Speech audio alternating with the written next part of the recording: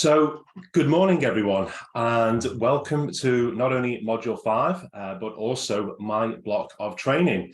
As you've seen, Dan is sitting back, putting his feet up and got the popcorn out, and he is going to let me do the hard yards for the next few weeks. So all I'll ask is no heckling from the cheap seats there, Dan. Anyway, I'm really excited to be talking to you about geographic modelling in Module 5 today. I think it's a really interesting module, certainly one that I enjoyed learning about myself. Probably just a good point to remind people that I have come to this from a slightly different angle than others. So, you know, I'm a registered pharmacist, and so I've kind of learned coding later on in life. And so my aim or my MO is always to try and explain things in the most simplistic terms. Hopefully I had some success with that with the recap and revision sessions for those who I've met before. But anyway, what we've got today is some great content, but then we've also got some really good code that we'll be going through. And this afternoon, you know, if there's people who've been a bit, it's been a bit code heavy, I really hope what I'm going to show you with Foley and Maps is really going to kind of tickle your fancy, if you like. And in fact, you know, one of the first things we do in the Folium exercise is you're going to generate a map that looks like a Google map that you can zoom in and out of, pan around, and you're going to do it in just 12 characters of code. You heard it here first. Anyway, so what we'll be covering. So today, this morning, in particular, I'll be just giving you a very broad and general introduction to geographic modelling, and we're going to touch on a type of vehicle routing problem known as a travelling salesman problem, and to try and take it out of the health perspective, of course, I'm going to be looking at some UK airports, some spoiler alert there, and then this afternoon we're going to get into a bit more code, how to look at different combinations of solutions, and if time permits, I'll be showing you some evolutionary and genetic algorithms. If we don't have enough time for that, that'll just be recorded as a separate video, but probably only of most interest to those who are going to go on and include geographic modelling into their project. Just another reminder on the projects, you know, we're all really excited to see any pictures that are put forward, and really do hope you think about the public patients' involvement and engagement. It is very important, and even if you can just imagine, if you're sitting there thinking, how does it apply to me? Oh, I'm not sure what I'm doing doesn't kind of touch that. Imagine you've got to present your findings to the public. Imagine, you know, a complete layperson, so not a partner or friend or someone who knows what you do, who may have had to listen to you banging on about it over the preceding 9 months. But imagine you're going to a patient who has no knowledge of the area. They're going to ask the really important questions, and it's what I like to try and do when I'm coming up with training content. Make sure that you're talking to someone, you know, talking to people, and everyone can understand what you're talking about. Anyway, then next week, just very quickly, we're going to be looking at GeoPandas. So that is going to be a very much a code along, so not a lot of slides. We'll actually be getting into some code. And then in the afternoon, we'll be looking at QGIS, which is a desktop-based application. And just a reminder for anyone who's not seen it in Slack, if you want to participate and come along, which I strongly recommend, you will need that software installed before you get to the session. By all means, you can come along and work in your peer support groups, but it's best if you can follow along on your own machine. So if you do need to request that from IT, get onto it now. Please don't leave it till, you know, the day before, because it may be too late, just in case there's any hurdles or barriers to jump through. Anyway, I think that is it for the intros. So, geographic modelling. What is it all about?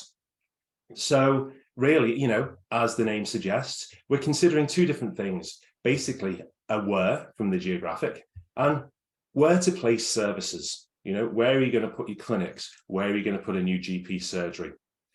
Where will the patients go? So let's say you've got patients who are traveling in and they need an ophthalmology clinic. Let's say they need to use dialysis. It's those types of things. Something else, where do we find people with this disease? You know, if you have to have a pop-up clinic, you know, I remember the main part of the COVID vaccination program, certain areas they were seeing surge in demand, and so they'd open pop-up vaccination clinics because that's where the need was. And so you've got to be quite dynamic and be able to kind of see where things lie. And then also you've got to consider, you know, ultimately, where is the demand? Now, obviously, within the different regions of our country, that can get quite interesting, and I'll talk a little bit about that later, is demand may not always be visible from where you're sat. Then with the modeling, so what are the types of things we may want to predict in the future based on this?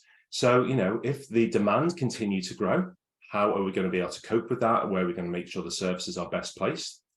What if we've got to close services?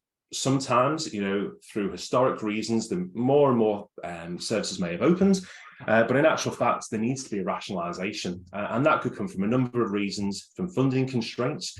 But if each service is only open part-time, it might be better to consolidate to fewer services, get a higher throughput, but it means your staff may be better trained and able to deliver a better quality of care, which is obviously kind of what the health service exists for.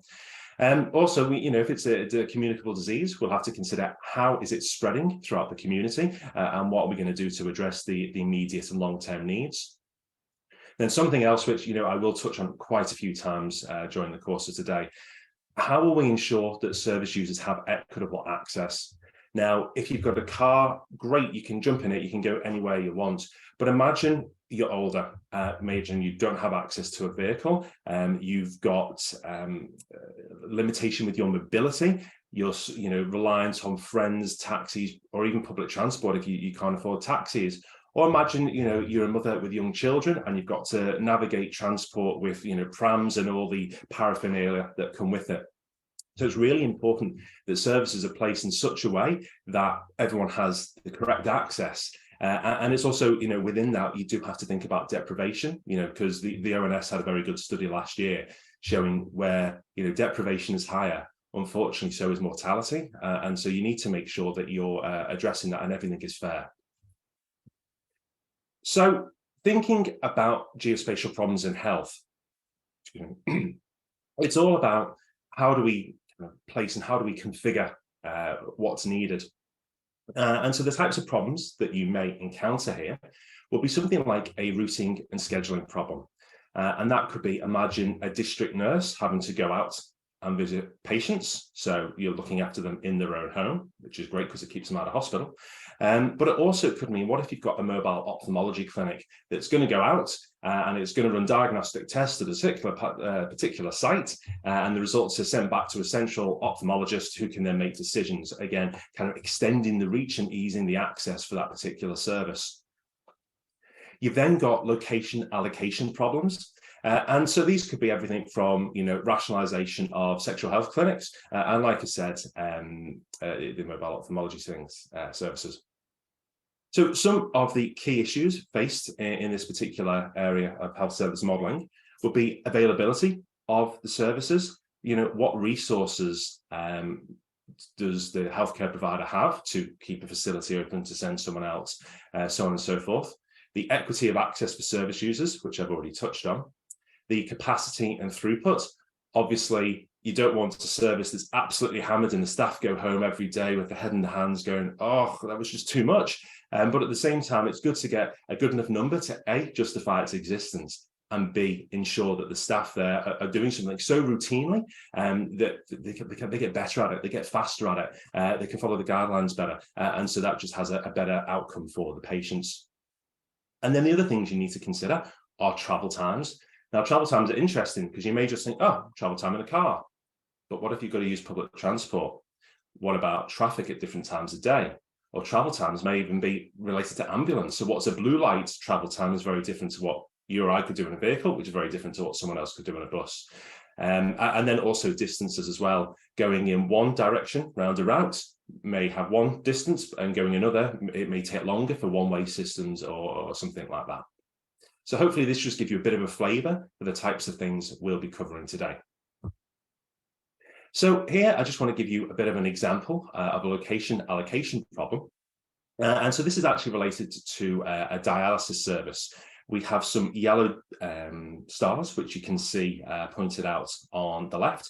Now, these can either be hospitals or they can be treatment centres, so much, much smaller.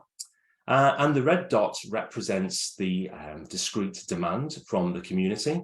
Obviously, this is not patients' homes, but postcode sectors. So a greater the size of the dot means more patients, a high density of population of patients who would use that service. So ultimately, we've got to think, where do we put these services that's going to best meet our demand? And you can see here, the demand seems to be relatively well covered with the centres, and if not, they're in probably areas where there's really good access to public transport. So, and just to some considerations there: the demand, equity of access, the deprivation, and then access to transport. And there are data sets out there that talk about there's car ownership, but also access to car or van, which I just thought was quite an interesting way to look at it. So when you're thinking about the location allocation modelling, from the health services perspective, there's a whole range of organisations or entities who your customers may be and your analysis may be for. You could have an individual provider. It could be something that's regional, that covers a broader area. So, for example, clinical commissioning groups, apologies for the acronym without the explanation there. Or it could be something at a much higher level, something maybe for NHS England or NHS Scotland. And the types of examples that you may see at all these different levels are just here below. We've got, as I mentioned before, the City Hospital. It's got ophthalmology services, and it wants to decide where it's going to put 5 of its mobile clinics to best serve the population who need it. You've then got a public health team, and these sit within local authorities or councils, and you've got often provision of sexual health clinics. And they may want to decide, well, actually, we kind of need to rationalise it. Too many, it's costing too much. We consolidate the care, but also ensure there's equitable access. And unfortunately, there's going to be winners and there will be losers in these situations. And it's really important that, again, I'll talk about this later. It's not just, I've done optimization, here's the answer, perfect solution. The world doesn't work like that. Everything is not black and white. There are lots and lots of grey areas. And so often it will be our job to present a range of solutions to the stakeholders, and then they can kind of weigh up the pros and cons. Because there may be reasons why a particular solution is not suitable.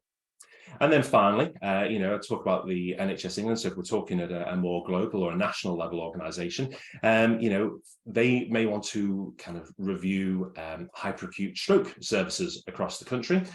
And really, they would like to see, for example, a minimum of 600 stroke cases per year for each of the clinics to make sure they become specialist centres, so they're really good at delivering that care. Obviously, if they don't hit that, if it's only by a couple, that's one thing. But if you've got 5 centres that are hitting that big target and then one that's only getting, a few cases, probably not ideal for the patients there, because if the staff aren't doing that day in, day out, or they're not seeing it routinely enough, their care may not be as quick. And obviously, I'm not making any casting any doubt there, but just the types of things that you'll need to consider. So from the data scientist perspective, the types of needs we're looking to address when we're asked to assist with these types of problems is, where to locate facilities in a new region. The measurement of effective of existing facilities or previous facilities, so kind of performing a retrospective on a decision that's already been made. Was it a good decision? Do we need to tweak it? Could we have done better? Finding the optimal sites for an existing system, so rationalization, reducing down. And then potentially generating alternative solutions. As I mentioned before, if we're looking to improve a system, why not see what other options are out there and let the stakeholders have their say as well. They may have other qualitative information, things like putting out surveys from customers or patients, sorry. Do you like this health or this health facility? How's the parking access? Things like that. And again, I'll try and touch on that a little bit more. Just for your reference, you can see there's a reference at the bottom. Worthwhile, if you're interested in this, just having a little look at this paper. The link, as I say, is down below. From 2000 it was published. Just worth a quick read of, because it just gives you a bit more perspective of the types of things that may be available that might interest you, could even give you a project idea. So with these location allocation problems, it really isn't a one-size-fits-all, as I'm sure you can appreciate. Sometimes you'll have a small-scale problem, and chances are you could probably tackle that with just some mapping and some basic analysis, which will include some descriptive statistics. So nothing too complicated. You might even be able to do it with a map on the wall and some pins. You've then got your medium scale problems, so covering kind of a broader geographic area. And in these situations, you may want to what we call brute force the solution. And that basically means you want to look at every possible solution combination there is and assess each and every one of them. Now, that sounds good in theory, but as you get bigger, that is not always feasible, and you'll see why shortly. And with the optimization here, let's say, for example, we're picking 5 clinics out of 28 possible locations. You may either be looking at a single objective, you may just be looking at travel time, or you may be looking at multi-objective. Well, I want travel time and I want a minimum number of service users per annum. So these just add to the complexity. Then you've also got large-scale problems. When if you're doing something, for example, for NHS England, the chances are the number of possible combinations will be too much to assess each and every one of them. And with this, we need to search for good, ideally optimal solutions. And we do this by kind of meta-heuristic or heuristic algorithms. And these are quite possibly multi-objective in nature, probably goes beyond the diameters of simply thinking about just travel time. And in these situations, it will be decision support, as opposed to you walking and go, here's your answer, off we pop. No, it's going to be here's one or many solutions, and then the stakeholders will make that kind of ultimate decision. Now, just before I move on, as I promised, wanted to make sure that everyone knows what heuristic means. Basic definition, rule of thumb. Way to think about it, because I hate saying things that I don't understand in lectures. So what are the types of data that you might expect to encounter when it comes to these location allocation problems? So hopefully no surprises here. You may see some latitude and longitude coordinates. And so these are exact locations, most likely for health service facilities. It's public domain information. You can go on Google Maps and you can even get the lat long from there. Then we've got the example of something we'd see in the UK on the right. Then you've also got, I think it's kind of an English invention, northings and eastings. And again, they kind of provide you with the same sort of thing, precise location, but the format is a little bit different. As you can see, the numbers are much greater than 50 and -1. You then may have full postcodes. So in the UK, there are about 1.7 million discrete postcodes. You've got the 6 characters there. There could be 6 or 7, depending on where it is. And that, that pinpoints, and I forget how many households are within one postcode, but it's a kind of, it's not precise, but it's, it's a smallish area. But then we've got postcode sectors. So this is where we chop off the final 2 characters. And on average, they will encompass about 180 postcode areas. So you can imagine this is getting a bit broader now, kind of zooming out. Some of you may have heard of LSOAs, or lower super output areas. And these contain, on average, about 1,500 people or 650 different households.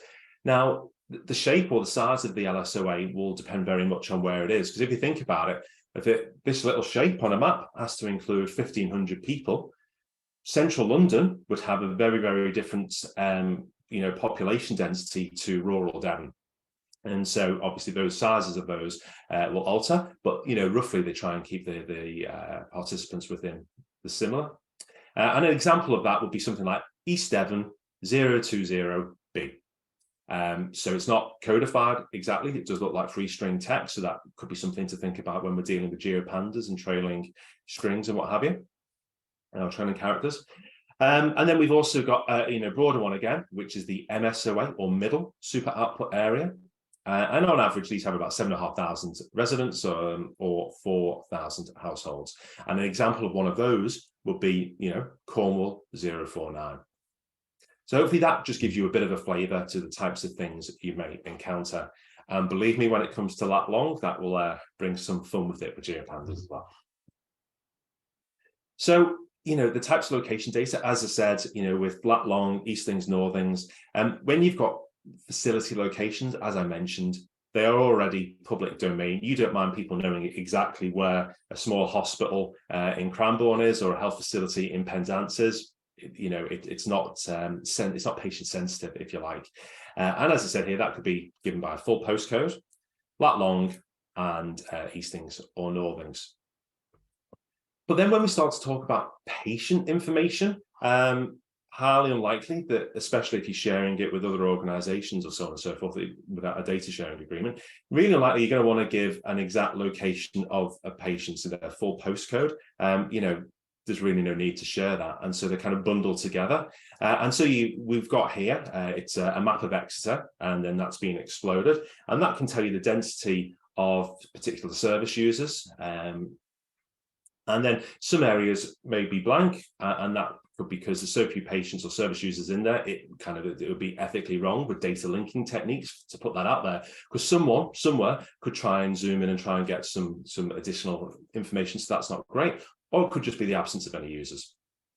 And with this, with the patient's locations, they're usually, as I say, by postcode sector, so it's not too precise. LSOA.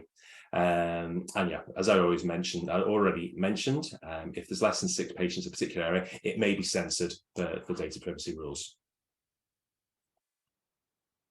So something else we have to consider is the use of travel times. And it's quite frequent, as I'm sure you can imagine, that people actually have to get up and go to where the healthcare is provided. They don't always have it, at their own home.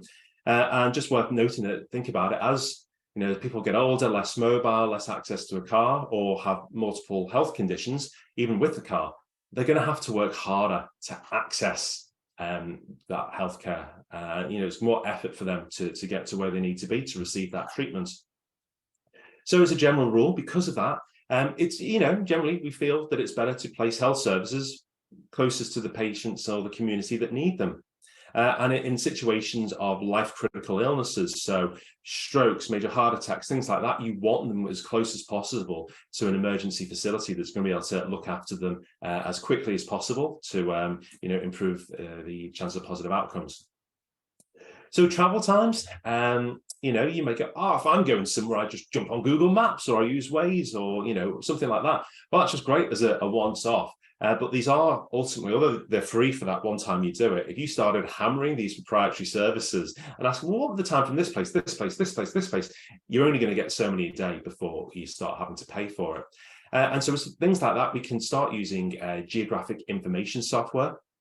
And so there's something that runs on Linux called Routino. And then you just put in from and to postcodes or so on and so forth, and it will tell you kind of distances, road distances between them. You can use something a little more cruder. So you could use, difference in north, south, east, west, and then, using the whole triangle thing to work out what's the distance for a direct line. But obviously roads don't always run in a straight line. And then you've also got open source routing machine, another way to access this. But again, this is kind of in an ideal world. And so what you can choose to do is actually, once you have all of your output from something like Routino, you can calibrate it. So you could just kind of pick at random different distances and times, and then see, well, what does Google Maps say that would take, that would take at this time of day? Do that for a few, and then try and kind of use regression to model yours to kind of follow that.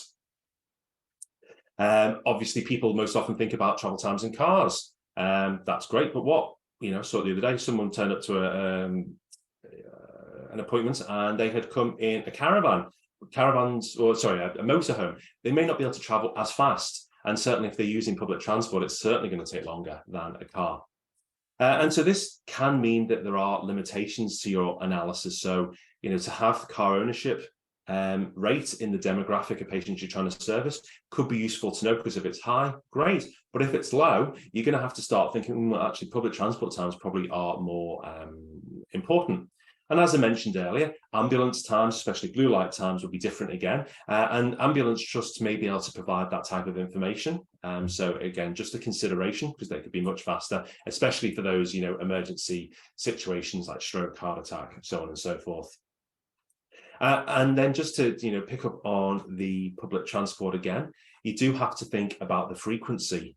How long, how frequent are the services in rural areas? They may not be that frequent. They may come once an hour, maybe even less. And how long is it going to take? So, that is a serious consideration. And then also, as I've already mentioned, we've got car ownership.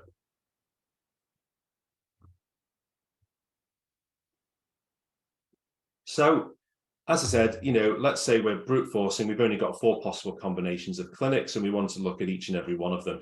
And we're just doing a single objective, and that could be distance or so on and so forth. So this bar chart here, what it's showing at the bottom is the combination of clinics. So by index number. So on the first one, it's going, they were traveling between them, they go 0 to the first, the second to the third.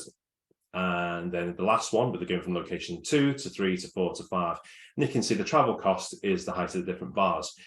The red, second from the far right, is, that's the lowest travel cost. But you can see the solution to the left of it is only marginally higher. And this doesn't take into account the qualitative factors, ease of parking, one-way systems, so on and so forth. So it doesn't always mean that the lowest is the best. There are often other things that you need to consider. So next we're going to talk about, well, how do we formulate these different location allocation problems? So just to use some technical jargon, you have p-median problems. And so this is in a situation where you may have a set of discrete demands. So, in the LSOAs, the centroids of those, how many patients using the service would there be? And you've got to locate a number of health facilities, let's call that P or less. And so the weighted average travel time between the facilities and the demand centres has to be minimised. This type of problem, as I say, would be something like the weighted average travel time, which we'll talk about shortly. You've then got the set covering problem. Now, this one is quite interesting because what we're saying is we've got the entire population and we want them to be serviced.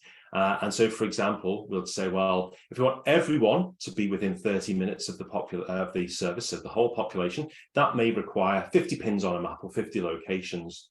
But if we're happy to extend that to, say, 45 minutes, well, that actually reduces the number of pins required to get everyone within that 45 minutes to 27.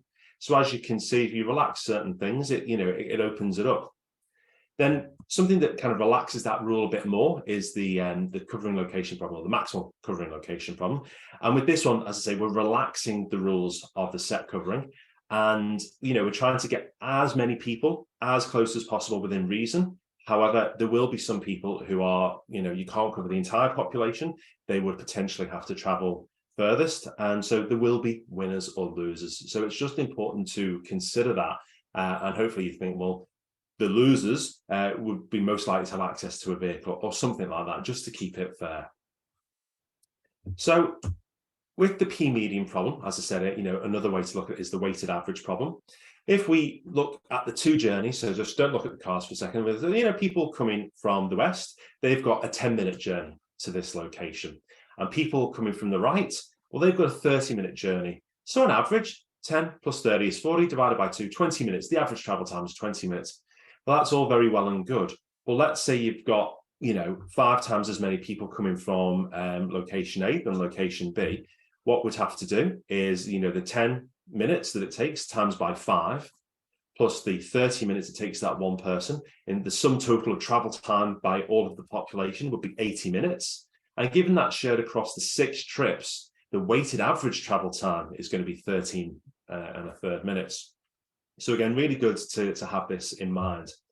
And just remember with these types of problems that they don't consider the maximum travel time. And sometimes, the maximum may or may not be considered, and sometimes we may just have to go to the 95th percentile. So it covers most people, but unfortunately, it may not be always possible to please absolutely everyone.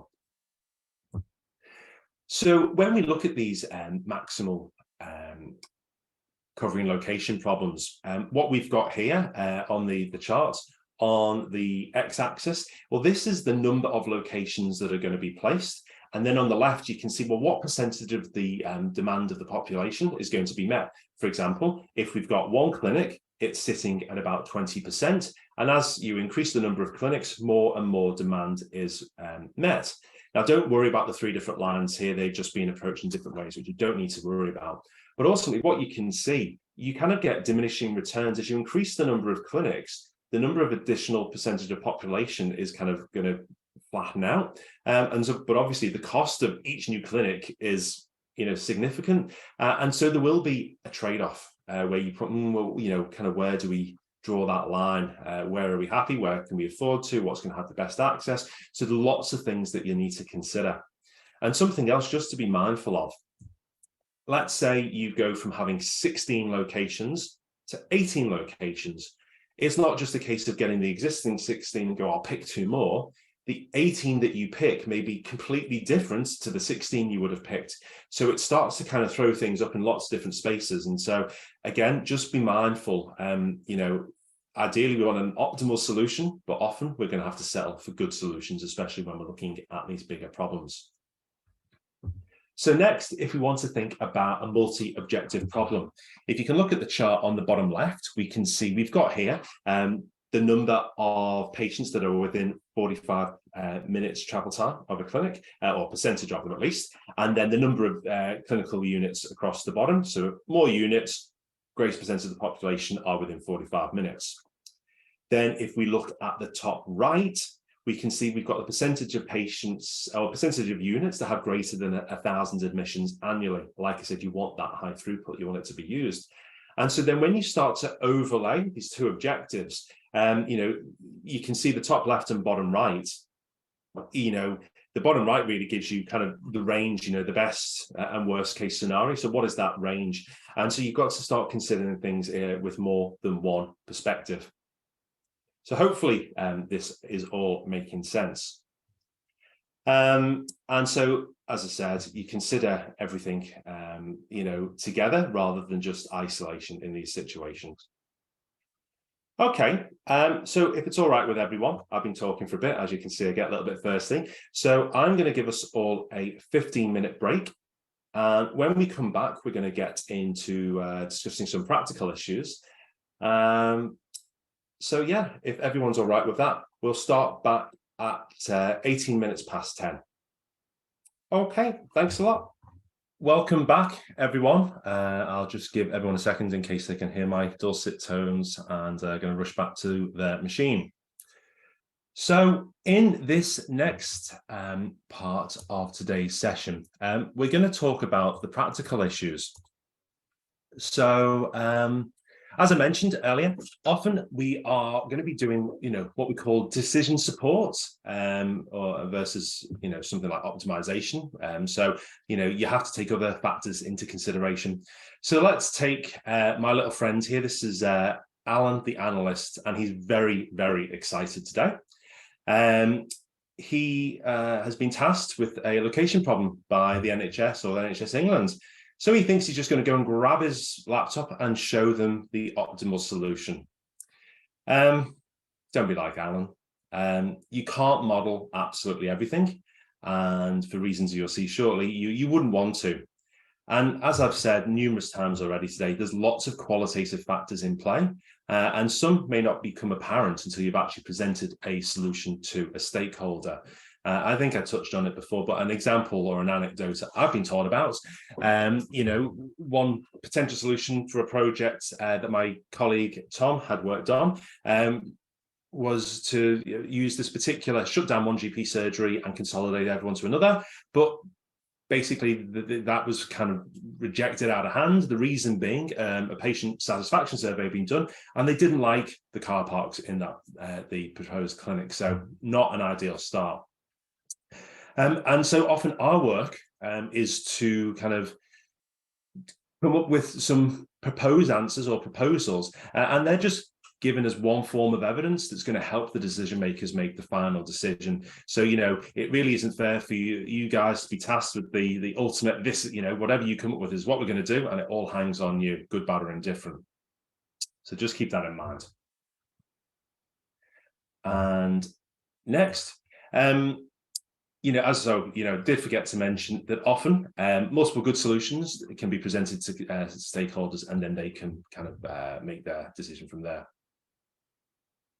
So next is to consider the data that you've been given with, and raw versus standardized geospatial demand. So 2 different LSOAs here.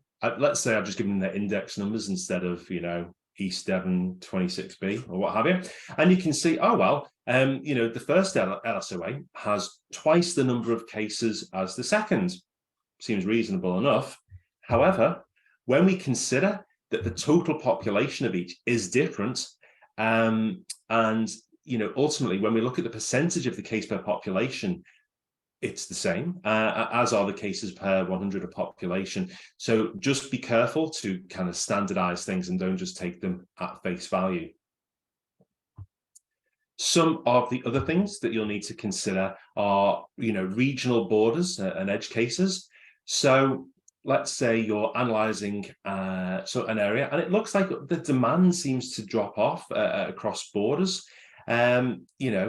Example would be people, I'll use it this way around, people who live in Devon may go across the border to a healthcare facility in Cornwall to receive their treatment.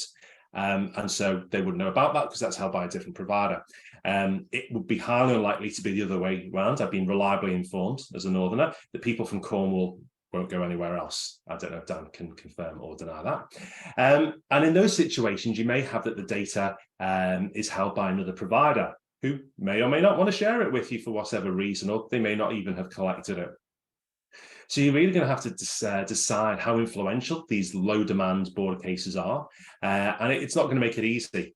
You may have to perform some sensitivity analysis to see, well, what, pretend it's low, what would you do? Pretend it's high, what difference would that make? And make decisions based on that. Then you're also going to consider, well, what happens if you place a brand new facility, greenfield facility, near a border?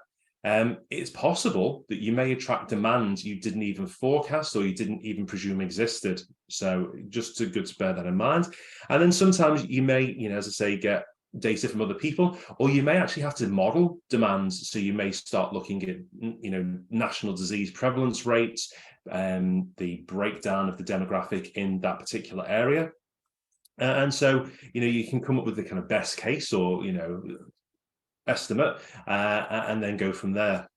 But again, if you're estimating things, you have to consider what difference would it make to demand and ultimately the recommendations that you're putting forward, because your estimate may not always be correct.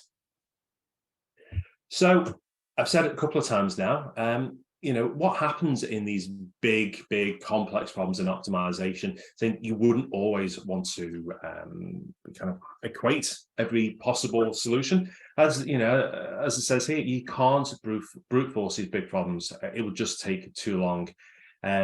Facility location problems are what's known as combination optimization problems, and they are NP hard, which basically means they can't be solved in a reasonable amount of time.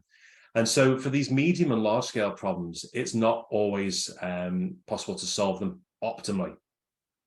Instead, you've got to go for good solutions, maybe not the best. But, you may be sitting there thinking, well, computing powers continually going up, Moore's law and all of that jazz.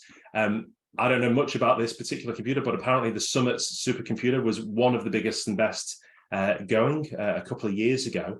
And when we consider, facility location problems, 2 to the n, so let's say picking 2 from a choice of 10, well, that's 1,024 possible combinations, and the computer can do that. Our laptops could do that in a second. If we've got picking 2 from 60, you can see the number of combinations there. That takes 6 seconds. But despite the speed of this computer, which I've never heard of a petaflop until I saw this slide, but picking 2 from 120, well, that would even take this really big, fast, powerful computer 210 billion years to get all the solutions. And a load of them, most of them, will be absolute rubbish. So there's no point trying to look at all of them. And so what we're going to be addressing today is ways to try and kind of pick the areas and try and get good solutions. But there's no way you can assess each and every one to say this is the optimal. Okay, then. So with that in mind, what I'd like to do now, because I think I've done enough talking, and I want to hear everyone else's voices, I am going to open the breakout rooms. And in your PSGs, I want you to think about any problems that your organization has faced in the past. You may or may not have been involved in them, or think of the types of problems that could come up. What are the locations? Who would access these? Is it going to be from an individual patient or a particular type of community group? What is the current problem, or what was the current problem? And what objectives we use to define a good solution? And what were the potential what-if scenarios? So even if you haven't faced them, think about broadly what could be something that you think that may be useful within your organization. So we're going to have 30 minutes to discuss this. So I would say we'll go until 10:55, and then we'll come back and we'll have 10 minutes where we'll just kind of discuss them in an open forum, if that's okay. So with that, I shall just pause the recording and open the breakout rooms. Hello, everyone. This meeting is... I managed to get around most of the rooms, and I was really reassured to hear that people were actually talking about this and not Happy Valley, which is great. Take a leaf out of Dan's book. I'm going to use the wheel of names, so hopefully people are ready to just give us a bit of an overview of the types of things they discussed.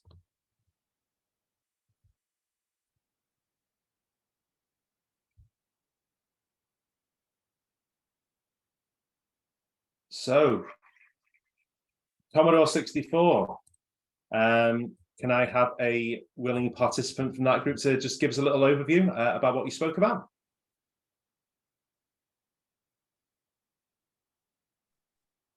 Hopefully the group doesn't mind. No, go ahead, Christoph. Thank you. That's fine, Chris. That's okay. Because we use the QGIS in NHS Dorset, so we had an opportunity to do different projects. Usually it's for GP practices to finding new locations or relocating the GP practices and the impact on the patients. We use LSOAs, or we have the centroid LSOAs for the patient postcode. So obviously it's a sensitivity of information and things like that. What we use for like a travel time analysis, because we don't have this, it's a shape atlas. I would recommend to everyone from public services, easy access to get. And you have the public transport in type of the time schedules, and you have the by car, by foot as well. So you can download information based on the LSOA. So basically, you need to bear in mind that from the end of the LSOAs, probably potentially people will not reach within that time.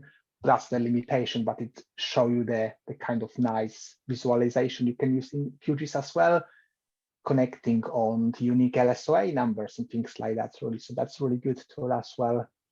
And I think, Claire, you can mention your kind of project you're thinking about the health clinics in Newcastle. Yeah, I was just saying, in Gateshead, we're looking at footfall in sexual health clinics at the moment, and we found that a lot of our residents would probably go across to Newcastle to visit the sexual health clinic there, and obviously there's like privacy reasons around that and things, but we theoretically should get the same back from Newcastle coming to Gateshead.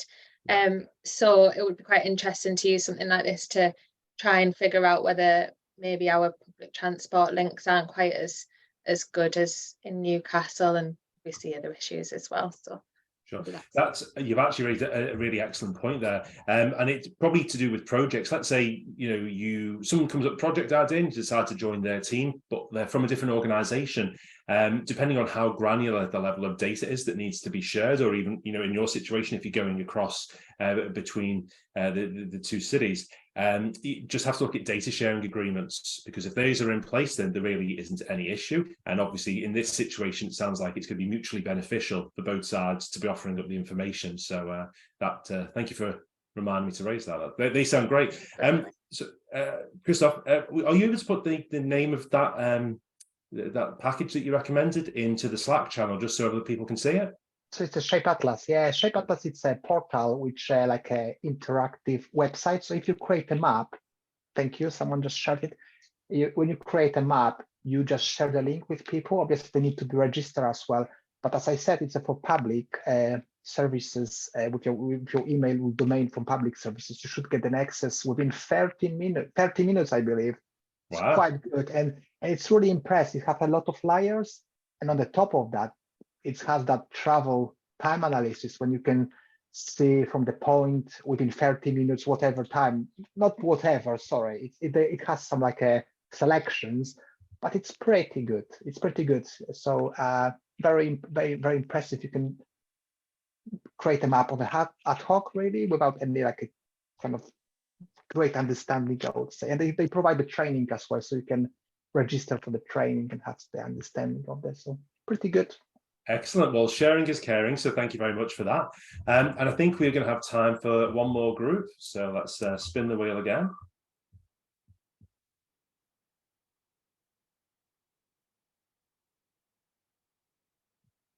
Right, so have we got anyone from IBM PC?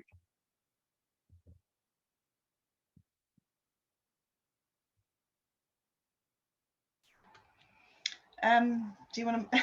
I'll just talk a little bit about what we've done at local authority level. So it wasn't very technical, but we did some work on where to place family hubs, which kind of replaced Sure Start centres. So we looked at areas of deprivation, so looking at the deciles and the indices based on LSOAs, because that tends to be where the demand was, where there's more deprivation, there tends to be the need for maybe more services. So the family hubs are kind of put as like an intervention service to try and stop cases escalating up to social services and things like that. So the idea was kind of, provide that help kind of early on before it goes higher. So but it was one of those things, you also got the constraints of building. So as much as you might like to put them in optimum positions, you have to look at where you've got facilities and buildings and stuff like that. And obviously, particularly with local authority, budgets are kind of tight and things like that. So, but they did, they kind of based it on the demand by deprivation and did it that and kind of spread it across the system, rather than necessarily look at, how far somebody had to travel as such. They looked where most people might need that service. So it wasn't terribly scientific, but that's how they did it. No, that's great, and it's fantastic to hear, a non-health example, and just the fact that it's being done, and you've had some experience with it. So great. So I think we'll crack on if that's all right with everyone. So just forgive me. Now, the one thing I will point out, in one room I did hear chat about, people said they hadn't realised there was anything to install today. Don't worry, if you go to the Module 5 Slack channel at the most recent message, there is a URL. If you click on that URL, it's going to open something, if you can all see on the screen. It looks like it's Jupyter Lab, but it's actually fully hosted in the cloud, thanks to Binder Hub. And it has all the packages that we need for today installed. So once it's loaded, and it will take a couple of minutes, you'll just be able to click into exercise, and then you'll be able to load the respective notebooks. As I said, we're not doing it right now, but just so no one needs to panic, they'll be able to do this, but just be warned, it takes a couple of minutes to load. Great. Bear with me.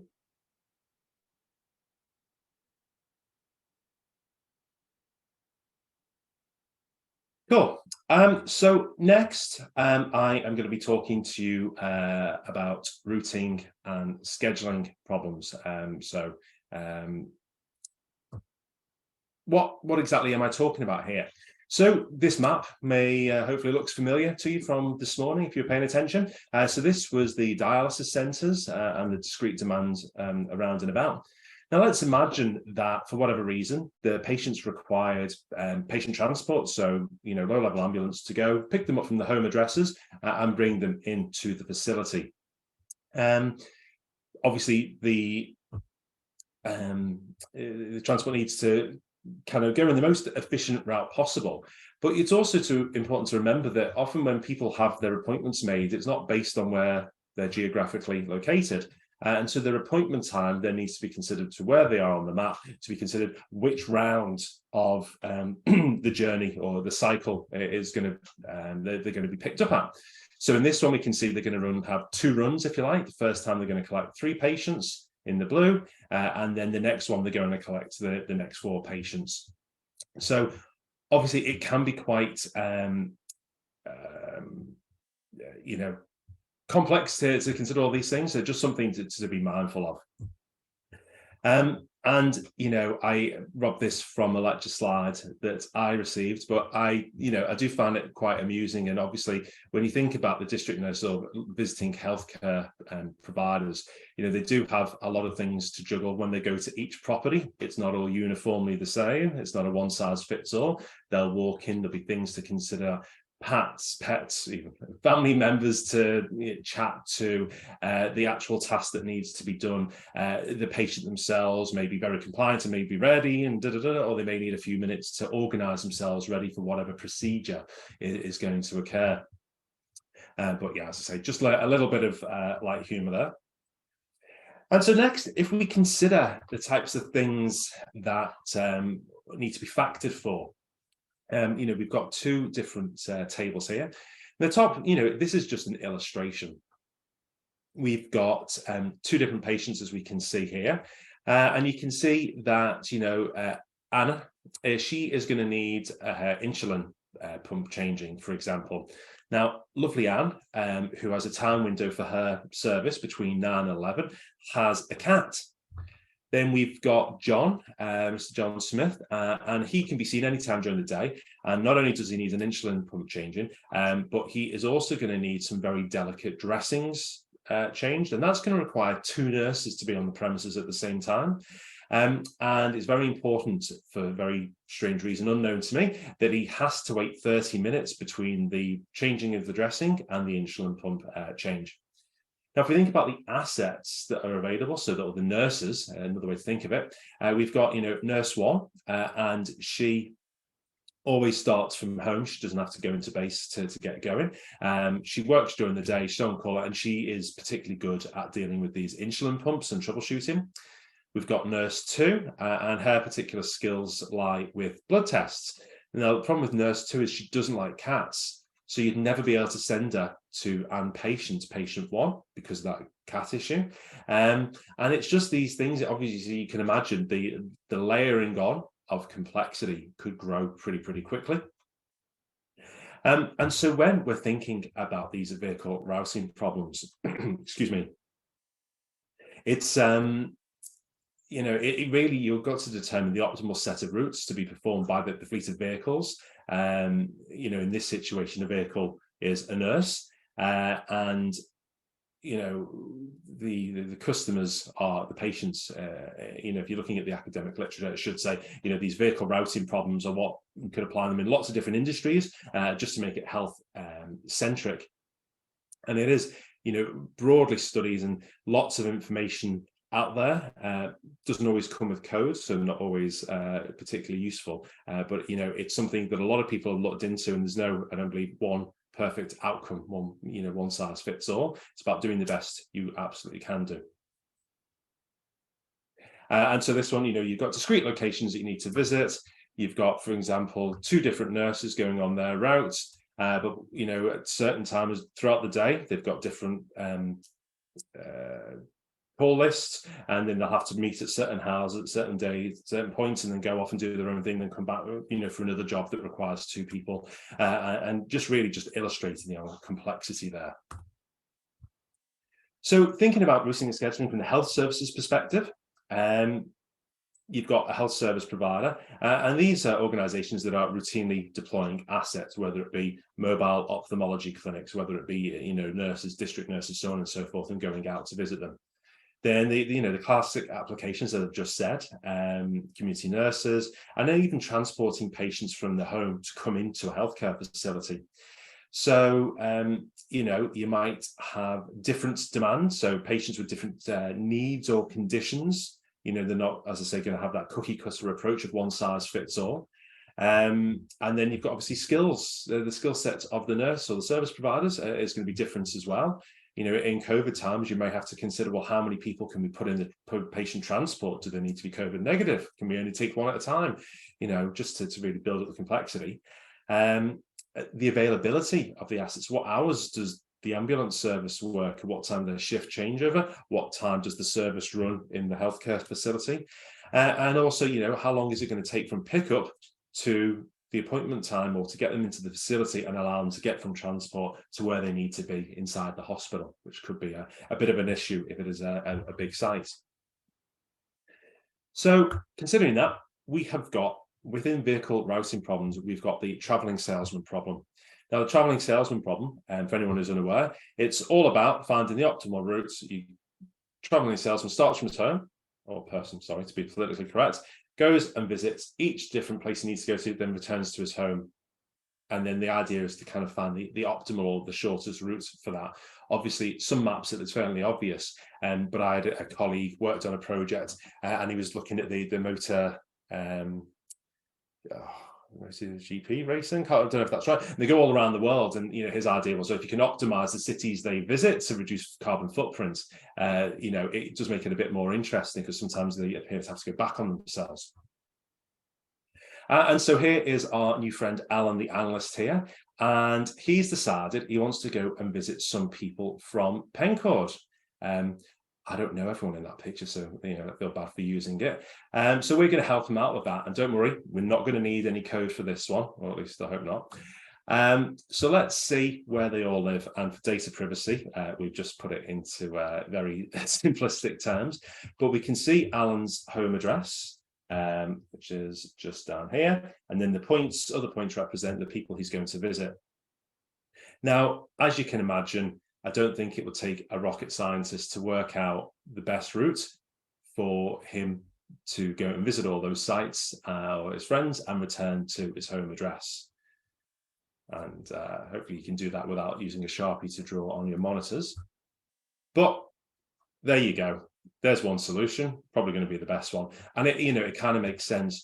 But as you add more points, and the points may be close together, it can, you know, can increase the complexity, and definitely worth more consideration. And you'll see both a basic one and something a little more complex when you actually get to play with the code yourselves shortly. So I'm now going to take half a step backwards, and I'm going to talk to you about a solution space. So we talked about brute forcing a solution, and that's where we look at every possible combination. We assess each of them. What's the weighted average travel time going to be? What's the cost? But when we've got these big problems and there's too many combinations to possibly look at all of them, how do we represent that? And I think if you have an idea how to picture it in your mind, it may make life a little bit easier. So in this example here, let's say we've got 4 places that need to be visited: A, B, C, and D, just for simplicity. Now, what order that you would visit them is you get the number of combinations by looking at the factorial, which is 4 times 3 times 2 times 1. So that means there's 24 different combinations of the order you can visit. Obviously, this is not going back to the home address. So you can see in the grid below, we've got 24 spots there. You know, we'll go A, B, C, D, or we may go C, B, A, D, so on and so forth. Now, for various reasons, the distances are not always going to be the same, and that is due to one-way systems, so on and so forth. And so if we actually look at each of these different routes and find out what the cost would be, now they're all going to be numerical values, so they'll be floating numbers. But what I've done, I've color-coded them here to make it a little bit easier for you. So the shortest distances are blue. The longest distances are red. So you can see, and this is just for illustrative purposes alone, within 26, you can see the different levels, high, low. Now let's imagine that we had a lot more than just 24 possible combinations to look at. Again, the picture's for illustration only, but you can see all of a sudden there's so many of these tiny little squares, and there'll possibly even be more of them, you know, if there's more to select from. So it's infeasible that we're going to cover absolutely all of them.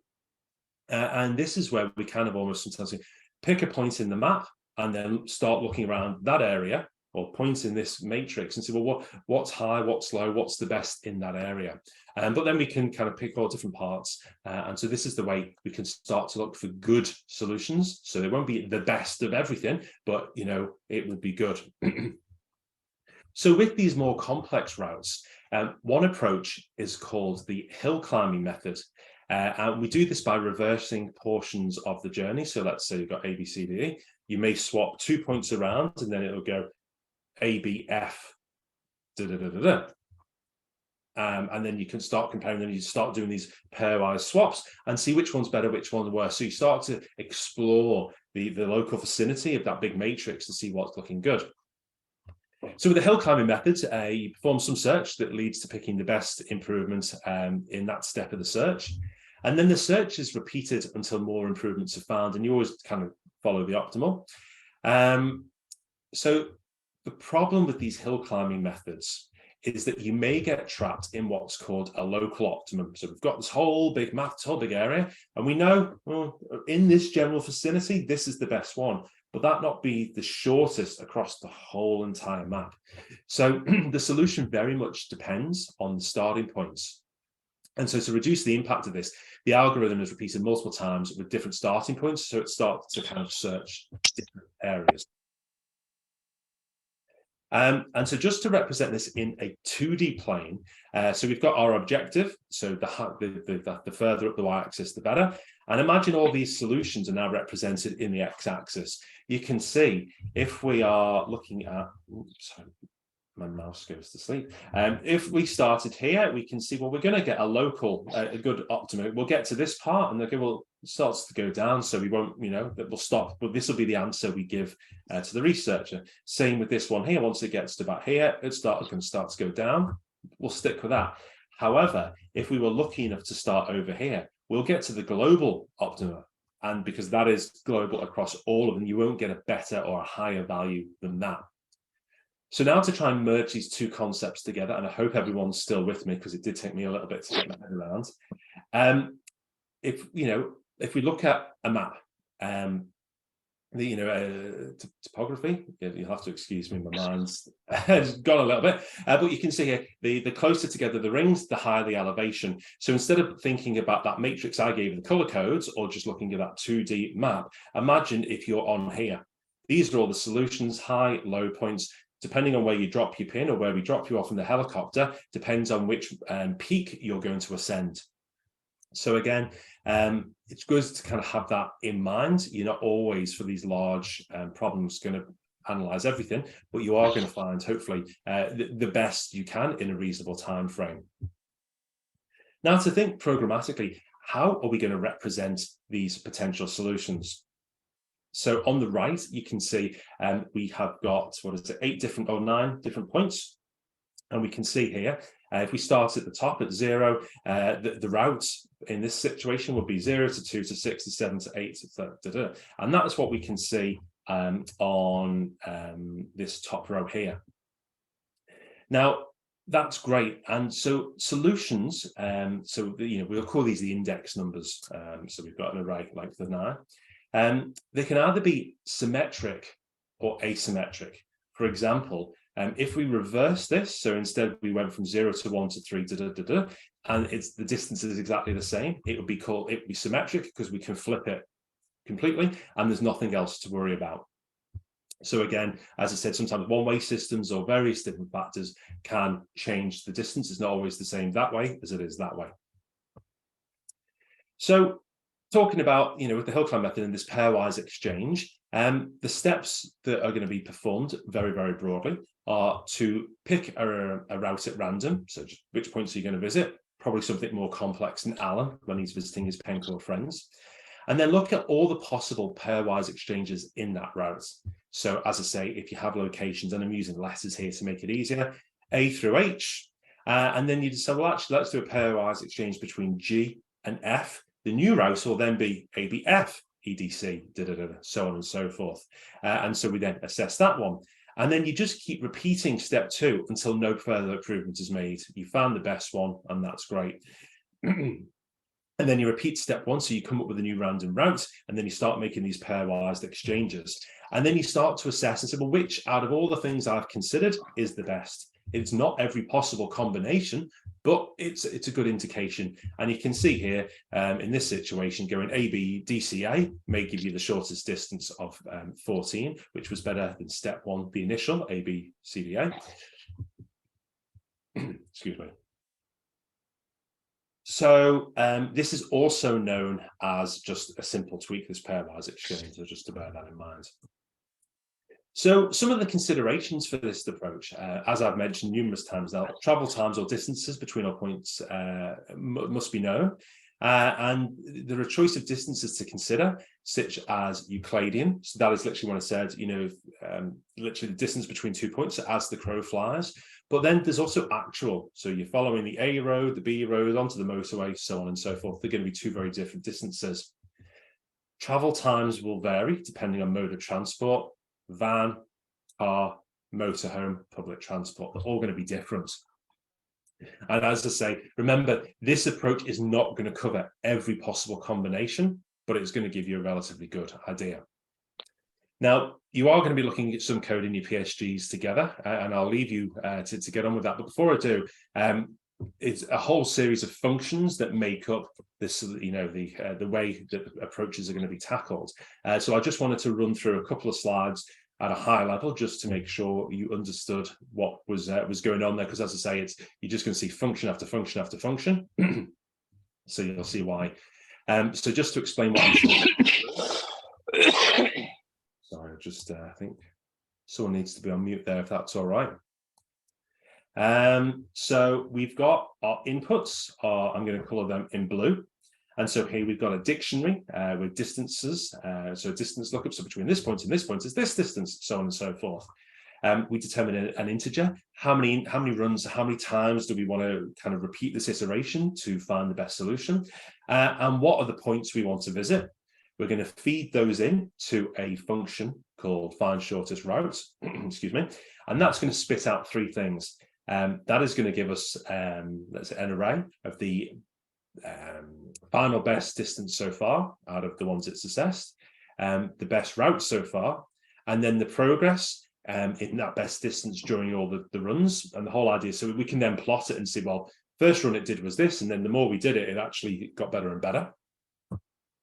Then the next two functions we're going to look at, excuse me, are the calculate total route distance. And with that, we're going to pass in the best route so far and the distances lookup again, and that's going to spec out the best distance so far.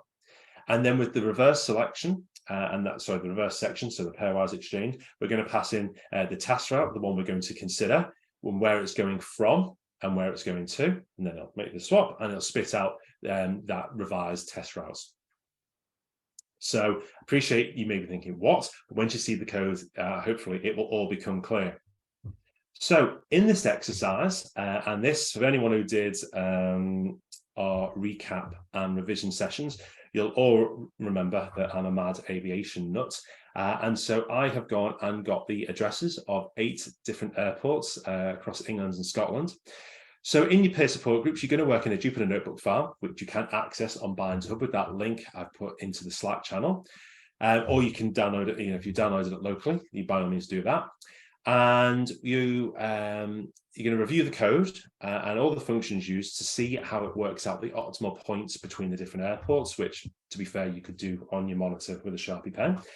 Just to highlight, I'm using the GeoPair library, and that's going to calculate the distances between the lot line points, but that's as the crow flies. Now, just remember, because I'm going to add in the University of Exeter, where I'm based, if I'm doing traveling salesman, if I was going around and visiting them all and coming back to base, there are 9 factorial or 362,000 possible combinations, even though the route is quite obvious. So just be mindful of the types of things it's going to have to consider.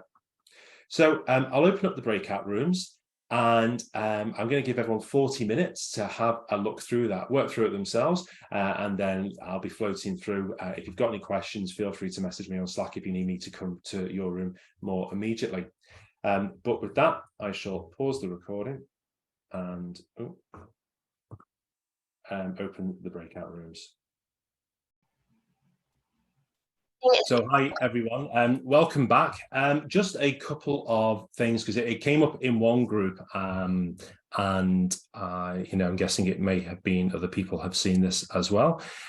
So I'm just trying to share my screen, and you'll have to forgive me. Oh yeah, I'm sorry. very astute group noticed that in the graph that we get at the bottom, and this just kind of looks at all the runs, and it looks at each time there's an improvement, it records it, and then we get a graph. For here, we can see there is an improvement. So the first route it tried was, well over 992, but when it optimized it, it got down to 982, so it found the best distance. We would, the chances of it finding the best distance first time round, given there are so many possible combinations, is slim to none. I can't off the top of my head remember the way that it would compute that. So after lunch, I'll come back and tell you kind of what's going on. And I think Dan's having a look at it as well for me now. So if you saw that, apologies, I'll have an answer for you. But just something else to point out, because I realize I haven't done so before now. You'll see there's lots and lots of functions in here. And the whole idea of why I gave you this code is if you had to go away and work on a traveling salesperson type problem, you'd have something out of the box ready to go. And certainly after we answer these questions. But within a function, and this applies to all functions, if you have these 3 double quotes, in this area, you see it's in red. This doesn't do anything for the code. This is what's called a docstring. And in here, the usual format is a brief description of what the function actually does at the very top. Then we've got some parameters. We can see here the parameters passed in a root, Xco, Yco label, and then we say what type of data structure, or what type, what are they? So a list, an array, or a dictionary. And then we can also have output. So what is returned at the other end of the function? This particular one doesn't have a return. But if I have a docstring and I've run that cell, if I go down here and I think, actually, I want to use this particular function, but I've forgotten what does it do? What are the inputs? Why am I using it? If I press Shift and Tab in here, it will pop up, and the data or the text I've typed within those 3 triple quote marks will appear here. So it tells me it's a helper function, and it tells me what parameters to use. So just again, that is type out the function name, open and close the parentheses, in between them, click into there, and Shift and Tab simultaneously. And in Jupyter, at least, that will pop up the docstring for you. Cool. So the final thing for today is, obviously that was a very simplistic exercise, because it was fairly obvious which way the routes would go. But if anyone is like me and they love or have an Amazon addiction, I am seeking help for that. I have come up with exercise 2, very, very similar code, but this time round we're looking, I think it's 19 points. So just think about where the Amazon delivery driver would have to go. If you want to just go into your peer support groups just for 10 minutes and just to have a look at that one, you'll see when you've got a lot more points, there really are more combinations to consider. And then there will be a decrease, in the line chart, which was being problematic in the last one. Anyway, mindful of time, but yeah, I think we can still give you up to 20 minutes, see how you get on with that one. And then obviously we'll be breaking for lunch. And then this afternoon is a little bit different again. So look forward to getting on to that. So let me just pause the recording.